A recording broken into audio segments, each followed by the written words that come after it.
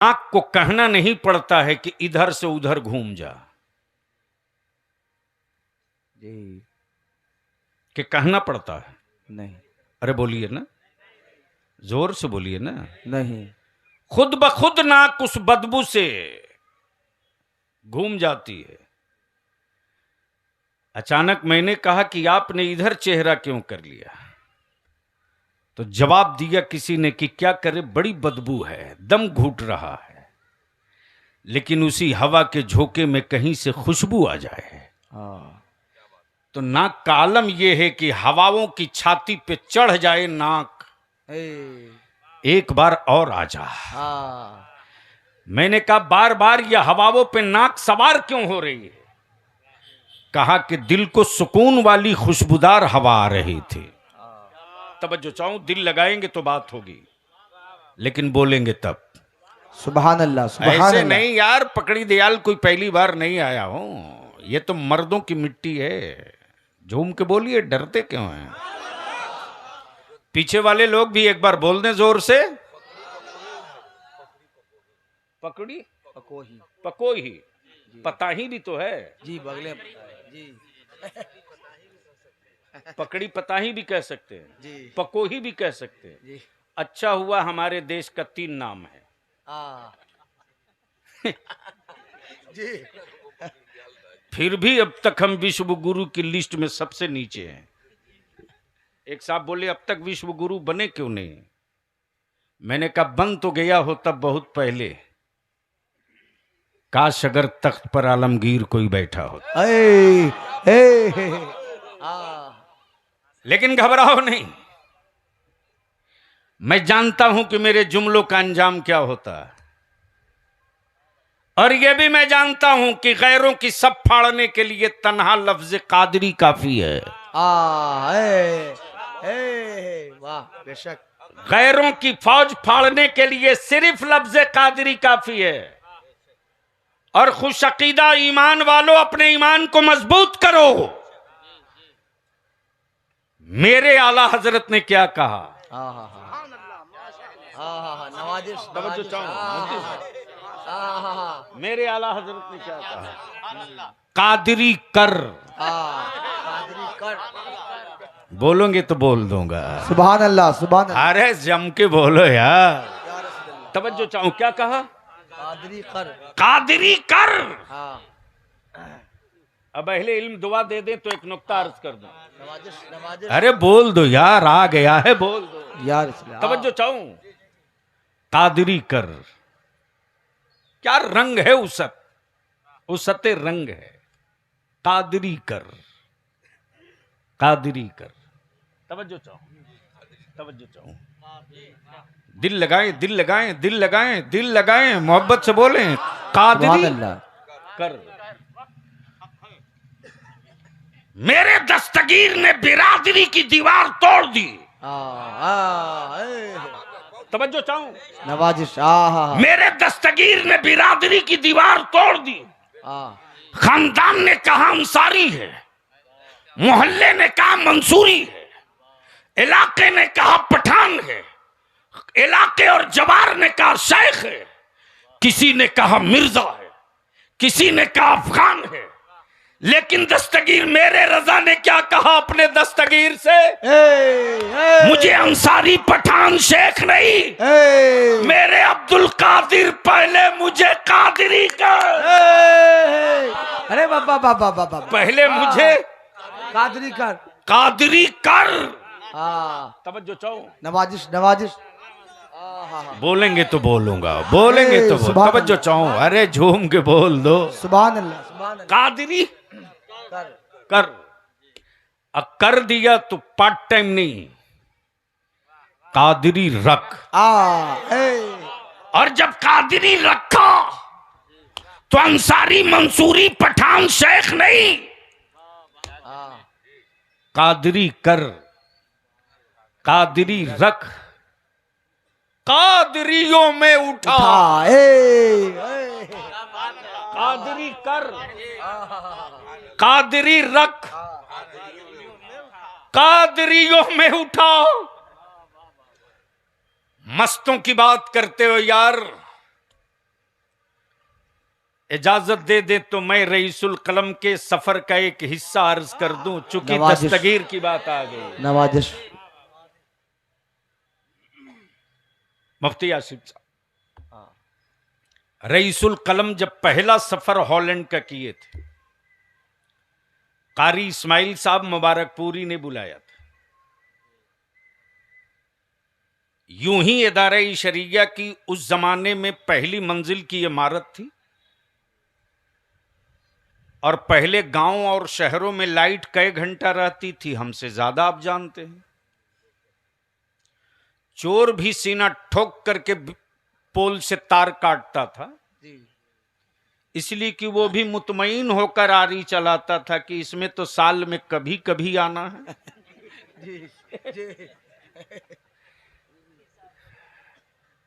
जाहिर सी बात है। और अखबार वाले भी सीना ठोक के लिखते थे कि 30 पोल का बिजली का तार कट गया। बोलिए सही बोल रहा हूं कि गलत बोल रहा हूं? सही है। तो आप इतना दबे दबे क्यों बोल रहे हैं? अरे जोर से बोल दो भैया। सुभान अल्लाह। लाइट कटी हुई थी मुफ्ती हाशिम साहब, ऊपर में फोल्डिंग पर रईसुल कलम नीम दराज थे। अचानक मुझको ख्याल आया, मैं पंखे झल रहा था, एक ही जुमला मैंने अर्ज की कि आप जब गए थे लंदन तो रास्ते से गायब कहां हो गए थे? अल्लाह अल्लाह। जैसे ही रईसुल कलम ने लफ्ज गायब सुना तो उठकर बैठ गए। अब फरमाते, बेटा दोबारा मत कहना मैं गायब हुआ था, अल्लाह अल्लाह अल्लाह। दोबारा मत कहना। फिर मैं बैठ गया। मैंने कहा फिर हुआ था क्या? फरमाए कि मुझको जाना था हॉलैंड, और वहां से मुझको हॉलैंड से जाना था सूरीनाम बोम, यानी 300 किलोमीटर दूर। हॉलैंड से 300 किलोमीटर फासले पर। उस वक्त मेरी जेब में टोटल 260 रुपये हिंदुस्तानी थे। अल्लाह अल्लाह अल्लाह। जैसे ही जहाज टकअप किया, दिल्ली से काबुल की सरहद को पार किया, वैसे ही पायलट ने अनाउंस कर दिया कि आगे चक्रवर्ती तूफान आ गया है, और करीब करीब 8 से 10 घंटे रहने के इस साइक्लोन का खदशा है, इसलिए इमरजेंसी लैंडिंग बगदाद ले रहा हूं। सुन लो सुन लो, कादरी कर कादरी रख कादरी यो में उठा। मैं तो अपनी मंजिल की तरफ चल पड़ा, तब फिर मैं लपक कर अर्ज किया, हुजूर उसके बाद क्या हुआ? फरमाते कि जैसे ही जहाज रनवे पर तैरने लगा, रेंगने लगा, पायलट ने अनाउंस किया कि आप यात्रीगण उतरने के बाद काउंटर से संपर्क करेंगे, आपके लिए होटल में रहने का इंतजाम है, मौसम सामान्य हो जाएगा तब फ्लाइट टेकऑफ करेगी। मैंने कहा उसके बाद क्या हुआ? फरमाते, बेटा उसके बाद तो मत पूछो। जैसे ही लोग बगदाद शरीफ एयरपोर्ट पर अपना अपना सामान उठाकर काउंटर की तरफ चलने लगे, मेरे दिल में एक कसक उठी कि जिस दस्तगीर के अजमत का झंडा अरशद कादरी बनकर पूरे मुल्क में उठाया, आज उस दस्तगीर की चौखट के करीब आकर भी करीब ना हो सका। मैंने कहा फिर क्या हुआ? फरमाते कि मैं अपना झोला और अपनी टीन का बक्स लिए सीधे गेट की तरफ, यानी ब्रीफकेस और बैग लिए गेट की तरफ। मेरे पास 260 रुपये थे। जैसे ही गेट के दरवाजे पर पहुंचा हूं, एक टैक्सी वाला लगता है कि इंतजार में खड़ा था। उस पर जैसे ही मेरी नजर पड़ी, मैंने उससे कहा कि एक बात बता दो।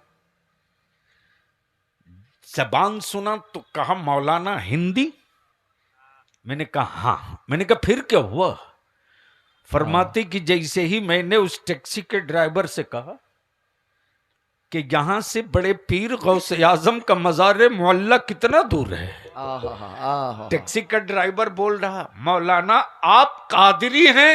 अल्लाह अल्लाह अल्लाह, माशाल्लाह माशाल्लाह। आप कादरी हैं? हाँ। मैंने कहा फिर क्या हुआ? फरमाए अल्लामा की मत पूछो, उस वक्त मेरी कैफियत। मैंने कहा हाँ मैं कादरी हूं, कादरी हूं। ये बताओ कि भाड़ा क्या लोगे? टैक्सी का ड्राइवर बड़े बड़े ऐसा लगा जैसे दस्तगीर ने इंतजाम किया हो। टैक्सी का ड्राइवर कहता, मौलाना कादरी कहीं कादरी से किराया मांगता है। अल्लाह अल्लाह, मौलाना कादरी कहीं कादरी से किराया मांगता है। आप तशरीफ तो रखें। ले गया, छोड़ दिया। जैसे ही गुम्बद पे नजर पड़ी है, जैसे ही बाबे मोहल्ला देखा है, मैं भूल गया कि मुझे आगे भी जाना है। एक एक दर्द याद करके अपने दस्तगीर को सुनाते रहा। एक एक जख्मों को याद करके मैं उनको बताते रहा। अचानक रात की 2:45 बज गए। मैं भूल गया कि मुझे कहीं बाहर भी जाना है। मैं भूल गया। 2:45 बजे किसी ने आकर आवाज दी, मौलाना कोई आपका बाहर में इंतजार कर रहा। अल्लाह अल्लाह अल्लाह अल्लाह अल्लाह। मैं बाहर जैसे ही निकला तो उस वक्त के आस्ताने मोहल्ला के साहब सज्जादा सर पे सेनी में कोई चीज लिए, सर से ऊपर हाथ पर उठाए लिए खड़े और कहे जा रहे, मौलाना यह आपकी अमानत मेरे पास रखी थी। पीराने पीर का हुक्म दिया है, हिंद से कादरी आया है, अता किया है। नारे तकबीर, नारे रिसालत, फैज़ाने गौसे आजम, नारे तकबीर, सुभान नारे तकबीर, नारे रिसालत, मुनाज़िर हज़रत मुफ्ती मोतीउर रहमान साहब किबला, नारे तकबीर। कादरी कर, कादरी रख, पहले कर, फिर रख, फिर उठा। माशाल्लाह माशाल्लाह माशाल्लाह। क्या हो गया? खत्म करता हूं।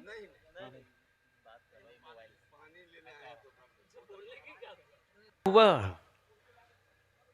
तब रईसुल कलम फरमाते, तुझे याद है मैंने तुझको अलमारी से जो चाबी देकर जो चीज निकलवाई थी? मुफ्ती साहब किबला, अचानक रईसुल कलम ने एक बार बड़े मस्त थे तो रात को फरमाते, इधर आओ। गया, फरमाते कि वजू करके आ, वजू करके आ। फरमाया जेब से चाबी निकाल, अलमारी खोल, खोल दिया। फरमाते लॉकर खोल, खोल दिया। फरमाते कि देख एक शीशे का डब्बा होगा। मैंने कहा जी।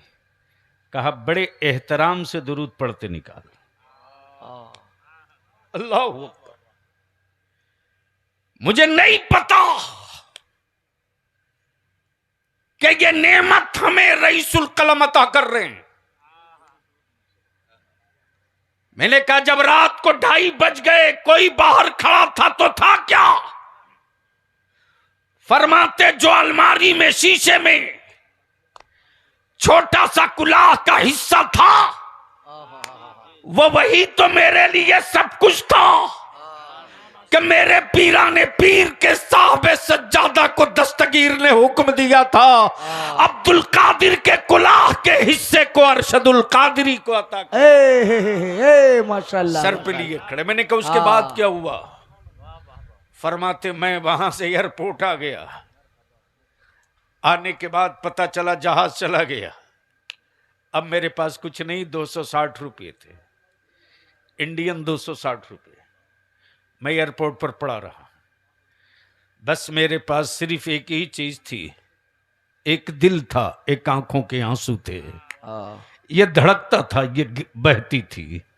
ये चीखता था, ये चीखता था, आंखें सुलगती थी। मैंने कहा फिर क्या हुआ? फरमाते कि बस मत पूछो, रात बीतने के करीब आई है, 2:30 बज गए। 2:45 बजे उसी एयरपोर्ट पर, एयरपोर्ट के बाहर एयरपोर्ट का सुपरिटेंडेंट ढूंढते हुए, चूंकि मिसिंग की रिपोर्ट लग गई हॉलैंड में, इंडिया से आने वाला एक कादरी मिस गायब। यह खबर पहुंची है बरेली शरीफ हुजूर मुफ्ती आजम के पास। यह खबर पहुंची मुबारकपुर हुजूर हाफिज मिल्लत के पास। पूरी सुन्नियत में हंगामा है। उस जमाने में रईसुल कलम के बड़े भाई आसिफिया हुजूर फैजुल आरफीन रामपुर मिलक में रहते थे। वो दौर हजरत मुफ्ती साहब आपके बरेली शरीफ का थे। इस तपती हुई धूप में पैदल मिलक से बरेली शरीफ हुजूर मुफ्ती आजम फतवा तहरीर फरमा रहे हैं। दोपहर का वक्त है। जैसे ही रईसुल कलम के बड़े भाई आकर बोलते, हजरत आपका अरशदुल कादरी गायब हो गया, हॉलैंड में गायब हो गया।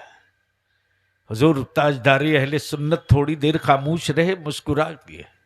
मुस्कुराकर फरमाते, मौलाना पानी पीजिए, मेरा अरशद गायब नहीं है, मेरा अरशद गौसे आजम के अमान में है।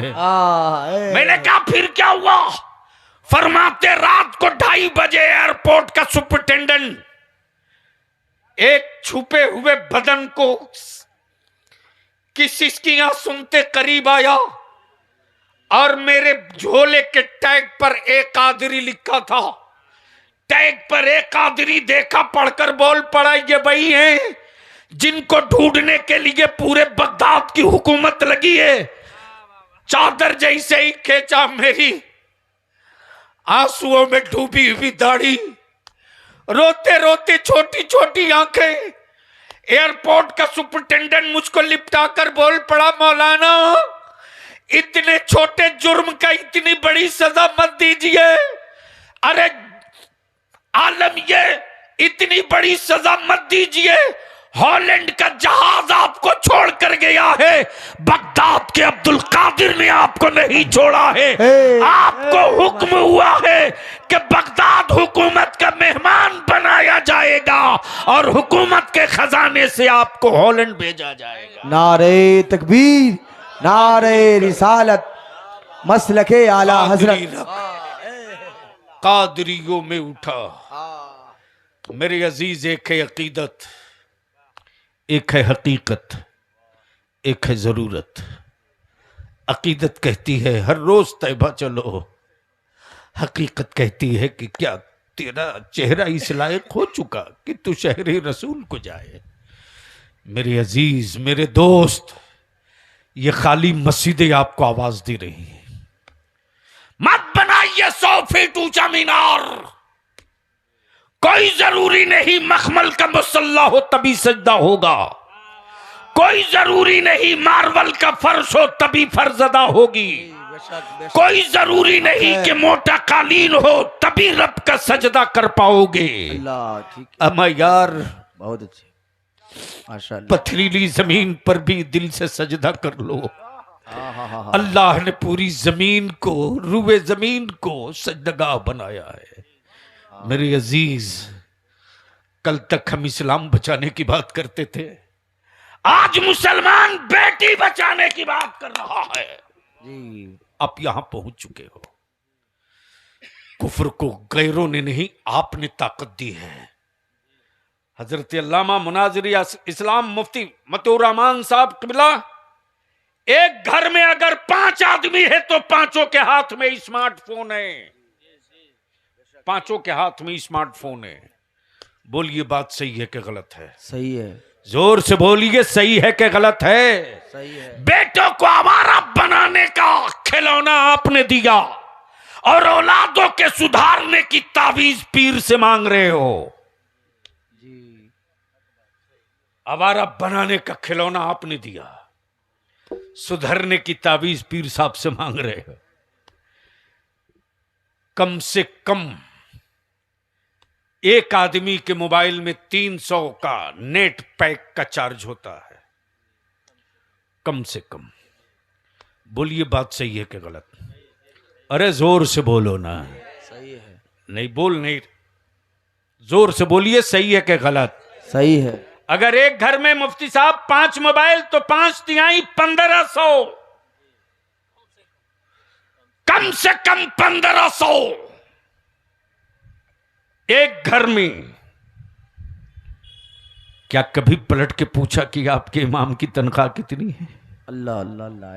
क्या कभी पलट के पूछो कि जब बाप हॉस्पिटल में दम तोड़ने के करीब रहा तो न बहू करीब जाने को तैयार, न बेटा जाने को तैयार।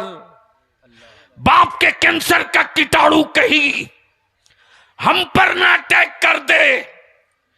बेटा जाना भी चाहता तो उसकी बीवी आंखें लाल करके कहती, खबरदार तेरे पीछे तेरी औलाद है, ठहर जा। अल्लाह अल्लाह अल्लाह।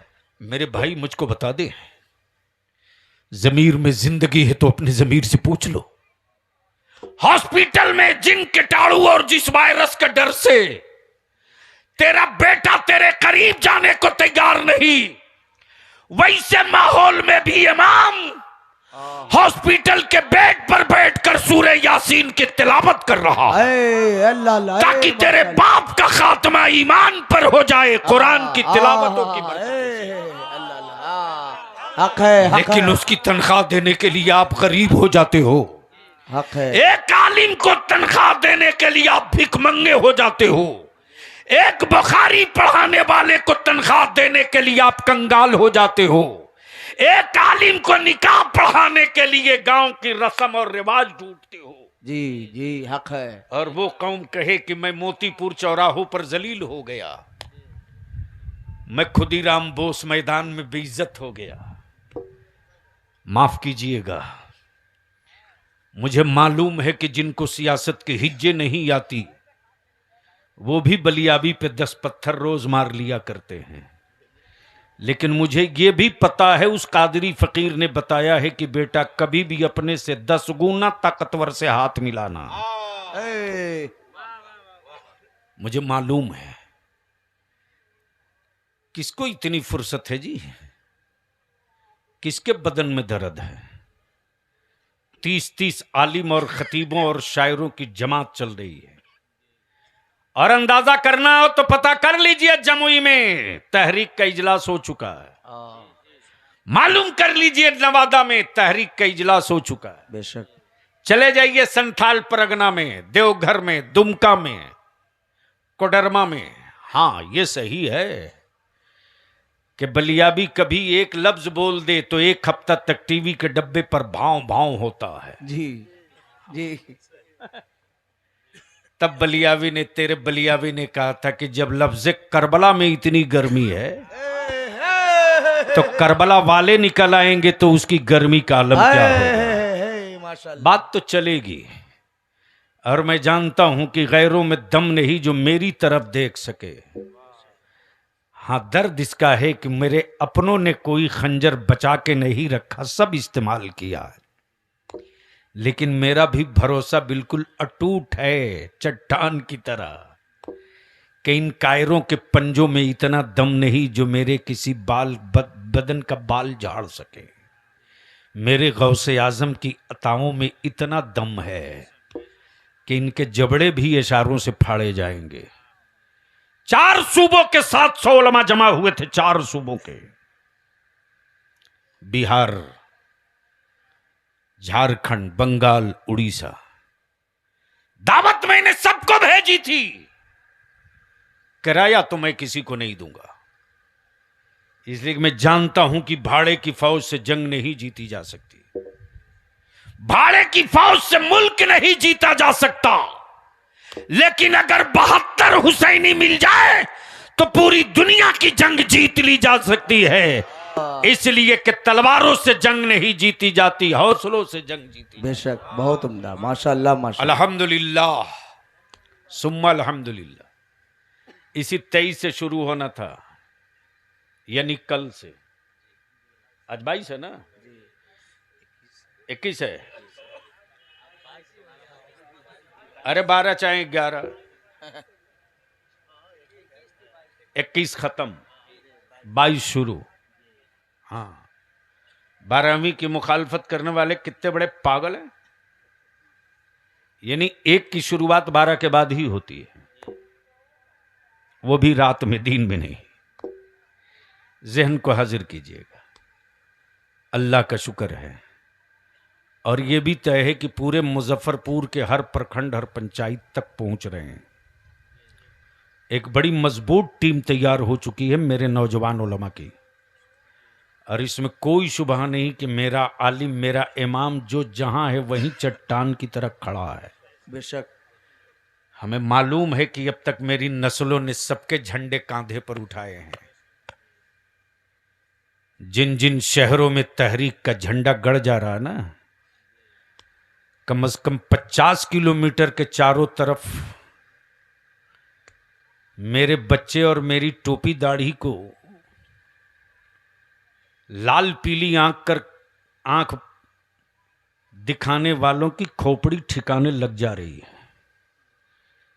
इसलिए कि अब तक हम रात में जलसों में निकले हैं, उर्स में चादर लेकर निकले हैं, मिशन लेकर नहीं निकले हैं। लेकिन तहरीक बेदारी का मिशन है, और इसके लिए तो आखिरी सांस तक लड़ूंगा। आपसे भी कहूंगा, कब तक अपनी औलादों को जिहादी कहलवाने वाली गालियां सुनोगे? कब तक? 3 तलाक पर चीखने वाले, भों भों करने वाले जुब्बा फाड़ मौलवी गए, खूब लिखे बलियाबी के खिलाफ, लेकिन सुप्रीम कोर्ट में वो नहीं गए, तेरा बलियाबी गया। और वही मैंने कह दिया कि जिसको जो कानून बनाना बना ले, नबी वाला उसी कानून को मानेगा जो मदीने के मुस्तफा ने कहा। बेशक बेशक, वाह। इसलिए कि भारत के संविधान में मुझको अपने मजहब के साथ जीने मरने का हक है। बेशक। लेकिन हमारी मोच की लड़ाई ने अदालतों में नबी की शरीयत पर खंजर चलाने का मौका दे दिया। निकाह और तलाक के मसाइल के हल के लिए काजियाने शरत है, लेकिन मोच की लड़ाई लड़ने के लिए अदालत आप गए हो। बेशक। मोच की लड़ाई लड़ने के लिए अदालत आप गए हो। खड़े होकर मूतने वाले को फैसले मुस्तफा की शरीयत में कराने आप गए हो। जो मुस्लिम पर्सनल लॉ नहीं जानते, वो जजेस मेरे नबी की शरीयत पर फैसला देंगे। और जो इस्लामिक लॉ का सुपर जज है, उसके यहां आपको जाने में शर्म आती है। इसलिए कि यहां आलिम शरीयत की रोशनी में इंसाफ का खत खींचेगा, जुल्म नहीं होने देगा। मेरे अजीज, अदारे शरिया ने इस बेड़ा को उठाया है, आखिरी दम तक लड़ेंगे। दुनिया जानती है, जब शाहबानो केस का तूफान आया था तो बड़े बड़े लोग थे इसी भारत में, लेकिन इसी भारत में एक मियां कद का कादरी फकीर रईसुल कलम था, जिसने ऐलान करके उस दौर के हुक्मरानों को कह दिया, इधर आओ प्यारे, हुनर आजमाए, तू तीर आजमा, हम जिगर आजमाए। देख नबी के मतवालों का हुजूम, देख सिवान की सरजमीन पर 25 लाख का इंसानी सैलाब देखकर उस वक्त के प्रधानमंत्री के पैर कांप गए थे। मेरे अजीज, एक कोशिश है कि जिस तरह भारत में हमारी बेटियों के हिजाब से लेकर मेरी दाढ़ी और टोपी पर अटैक हो रहा, मेरी मस्जिदों के मीनारों से लेकर मेरे मदरसों को दहशतगर्द का अड्डा कहा जा रहा, इस लड़ाई को किसी सियासी पार्टी के लीडर से उम्मीद मत रखना। जब दीन के उजाले में मेरे लोग मारे जाते हैं तो किसी के मुंह से एक लफ्ज नहीं निकलता, लेकिन मेरी नस्लों को डराकर वोट सभी लेते हैं। जुल्म हो बलियावी चीख दे तो 3 दिन खबरें छपती है, कि ये भड़काने की बात है, यानी हम अपनी नस्लों को तेरी दरवाजे पर कुत्ते की तरह बांध दें, ये मुमकिन नहीं है। उस खूंटा को कबाल देंगे जिस खूंटे में मेरी नस्लों को गुलाम बना के बांधने की कोशिश। बेशक बेशक बेशक। लड़ाई तो चलेगी, अल्लाह का शुक्र है, रब का एहसान है, उस तहरीक बेदारी का रिजल्ट आने लगा है। और जहां जहां एक मर्तबा मुसलमान निकला है, 3 ही मुतालबा है कि जिस तरह भारत में दलित भाइयों के जान माल इज्जत आबरू बहन बेटी की सुरक्षा के लिए दलित एक्ट बना है, उसी तरफ दौर आ गया है कि भारत के मुसलमानों को इज्जत के साथ शान के साथ जीने के लिए उन्हीं धाराओं के तहत मुस्लिम सेफ्टी एक्ट बनाया जाए। बेशक बेशक, बहुत उम्दा। लड़ाई तो होगी और ये बात आपको समझ में नहीं आएगी, इसलिए कि जिस कौम को सिर्फ बिरयानी का टेस्ट समझ में आवे उस कौम को सत्ता कल की लज्जत नहीं मिलती। और जिन लोगों ने सत्ता का मजा चख लिया है, अब वो गांव में जानवर नहीं चराते हैं, सत्ता के लिए 24 घंटा तत्पर रहते हैं। ये तारीख है। तो लड़ाई तो होगी, मर्जी आपकी साथ दो मत दो, मर्जी आपकी कारवां में रहो मत रहो, अमा जिस तरह मुअज्जिन 5 वक्त आवाज देकर ईमान वालों को सदा देकर बुलाता है, तुम सुनो ना सुनो हय्यल सलाह मैं सुनाऊंगा, तुम आओ मत आओ हय्यल फलाह का नारा मैं लगाऊंगा। आप पीठ पर खड़ा हो वो मत हो वो, आपकी नस्लों के मुस्तकबिल का नारा बलियाबी इदारे शरिया लगाते रहेगा। वाह वाह वाह वाह। गाड़ी तो चल पड़ी है। तो ये 23 तारीख से गढ़वा से शुरू होना था। मैंने हजरत मुफ्ती साहब से माजरत चाह ली,